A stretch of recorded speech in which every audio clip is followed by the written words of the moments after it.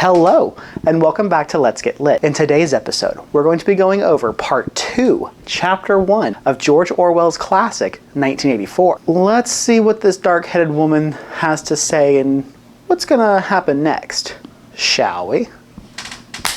This chapter starts off with Winston walking on his way to the bathroom. As he's going down the hallway, he sees the dark-headed girl in front of him. The same dark-headed girl that sat behind him at the 2-Minute Hate a week earlier, and the same girl from a few days earlier he thought was following him on the rougher parts of London. As he was looking at her, he saw that her arm was in a sling and thought that she must have hurt herself in some way. As they get closer towards each other, she falls on the ground, falling on the arm that she had hurt. As she lands on her face and arm, Winston immediately goes towards her to try and help her up. She gives him her free hand and he helps her to her feet. While he does this, he has two thoughts that occur in his mind. One, that she was a traitor and an enemy, and that he couldn't stand her. The other was that in that moment of pain, he looked at her as though she were a wounded animal and not a human being. As he's checking on her and asking if she's okay, she reassures him that she is and that soon she'll be better and the pain will subside. Winston notes that as he helps her up, she slips a piece of paper into his hand on purpose. He puts the piece of paper in his pocket and continues on his way to the bathroom. He does not immediately open up the note and instead uses the bathroom and heads back to his desk. He tells himself that he's going to give himself a 5 to 6 minute break before opening it up. That way he doesn't look too suspicious. As he's finishing up work, two thoughts come across his mind with a note sitting on his desk. The first being that she was part of the plot police and that this was some sort of message she was sent to give him. The other was that she was part of the Brotherhood and part of the Resistance and was slipping him a note to join their cause. Either way, this gave him a lot of anxiety. When he finally gets up the courage to open the note, the only things scribbled on it are the words, "I love you." As Winston was staring at these words, he couldn't believe what they had said. He stared up once more at the small piece of paper before dumping it into the memory chute. He then tried to distract himself with work before lunch. At lunchtime, he just wanted a peaceful, quiet lunch by himself, but that wasn't going to happen. Parsons sat down next to him and continued to talk to him, and about Hate Week and all the preparations that were being made for the celebration. The canteen was so loud, and even though Winston really wasn't paying attention to Parsons, he still had to ask every so often what he said so that way he could understand what was going on. Only once did he look over at the canteen to see the dark-headed woman, and to see if she might be looking back at him. She did not, and Winston decided not to look over there for the rest of lunch.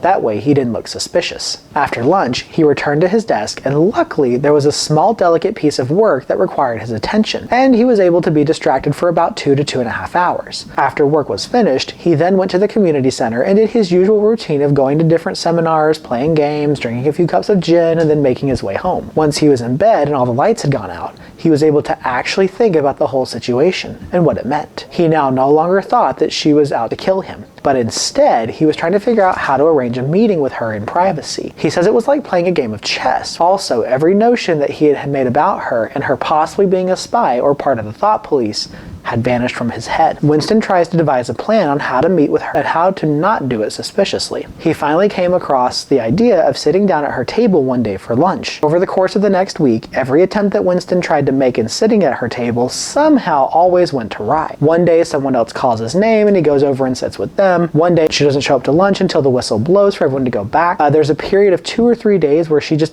doesn't come to lunch at all. And this makes Winston very anxious because he thinks that over the course of this week, she will have forgotten about him and have moved on to someone else. Then, one day, as he's in line for lunch, he sees that she's arrived early and is sitting alone at her table. So, he grabs his food and immediately makes his way towards her. He successfully is able to sit down. But as he sits down on the opposite end as to not draw attention, they begin to eat their food, and Winston and her exchange a few sentences without ever looking at each other. He asks her when is she off work, and where should they meet, and what time should they leave. She says that she gets off at 18:30, they should meet at 1900 in Victory Square. She says that he should not come up to her until there's a sufficient crowd around them, that way they won't draw attention. Winston arrives a little early to Victory Square that day and walks around so that he doesn't look suspicious. Just at that moment, that he thought that she wasn't going to show, he looks over towards the north end of the square and he can see her standing underneath one of the monuments, reading or pretending to read one of the signs. All of a sudden, there's a large commotion. Winston looks over, and soon everyone starts to gather around in a mass. This is the perfect time for Winston to then move his way into the center towards the dark-headed girl. Winston says that the reason these people start to gather in large groups is because there's a large convoy of war criminals who's passing by. So he edges his way into the crowd and ends up standing right next to the dark-headed girl. Their eyes never meet, but as they're standing next to each other, she asks him if he's able to get Sunday afternoon off, to which Winston says yes, and that he would be free. She then gives him all the directions for a place for them to meet together, which is very far away with great detail. She asks him several times if he's able to remember all of these details, to which he says yes. As the last of the trucks are going by with the prisoners, she reaches out for his hand and they hold hands for no longer than 10 seconds. Winston says that is plenty of time and he's able to memorize all of the feeling of her hand in those few seconds. Through this entire time, they do not look at each other at all for fear of looking suspicious. As they let go of hands, Winston looks straight ahead and one of the prisoners has locked eyes with him and they're both staring into each other's eyes. This is where chapter 1 of part 2 ends. I hope you enjoyed today's video. Join us as we go over part 2, chapter 2 in the next video. Have a wonderful rest of your day. Please remember to like, share, and subscribe. And always, stay lit.